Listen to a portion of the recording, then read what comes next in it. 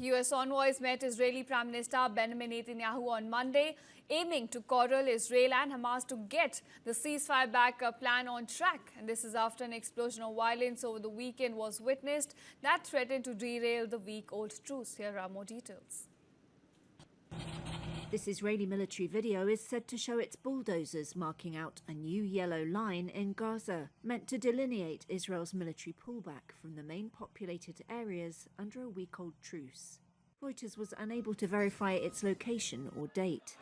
After an explosion of violence over the weekend threatened to derail the ceasefire, US envoys met Israeli Prime Minister Benjamin Netanyahu on Monday, aiming to corral Israel and Hamas to get the plan back on track. Palestinians, meanwhile, were burying yet more dead after Israeli bombardment killed at least 28 people in Gaza on Sunday. That followed a militant attack that killed 2 soldiers. It's all lies, Alaa Abu Sauda said. This is the ceasefire. Israel and Hamas have both recommitted to the truce, but there were further deaths from Israeli tank fire on Monday, Palestinian medics said. Israel accused militants of crossing the yellow line. Gaza City residents said they were confused about the line, with electronic maps available but no physical markings yet on most of the route.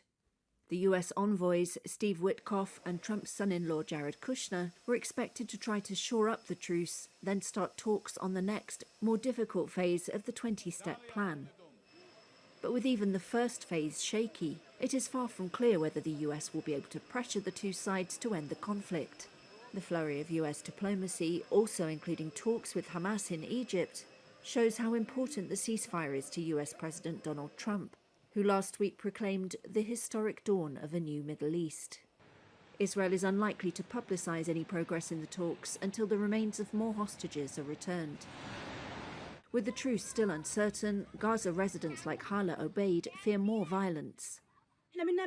We sleep in fear under bombardment, with rockets above us and bombing 24 hours a day here. Just so you know, we're not done yet with the war in this area.